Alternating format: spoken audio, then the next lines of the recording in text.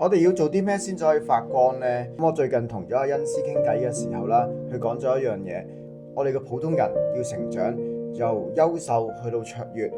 比嘅唔係我哋淨係能力，因為我哋能力可能會比我哋嗰個叫業力啦，去有所幫助。普通人嘅成長越嚟越強，越嚟越勁，其實好多時候係依賴住我哋自己嗰個嘅願力，即係話我哋幻想未來嘅你係點樣樣。我哋唔可以成日俾人去依賴啦，我哋要係被人依賴啦，呢個先至係叫真正嘅強大。強大嘅人就係叫做好多人越嚟越依賴你啦，你又可以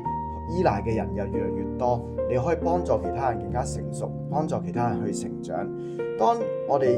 成為咗一個唔再依賴其他人，有人去依賴你，你又自己有一個思想獨立，有一個經濟獨立，你有足夠嘅一個諗法，有大嘅一個願景嘅時候，自然你就會吸引到好多唔同嘅朋友，同頻共振嘅朋友走過嚟去幫你。咁所以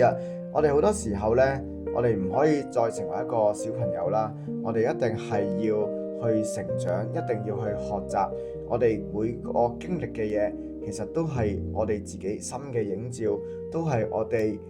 嘅願力。所以真正嘅強者唔係話你要霸氣十足咁樣用威力去震懾其他人，而係你足夠地謙厚，吸引其他人去依賴你。我哋唔好去內耗，唔好抱怨，我哋一定要去諗清楚自己嗰個願景點去利他，咁就會好多人係願意走喺你身邊，你就會成為一個更加強大嘅你自己啦。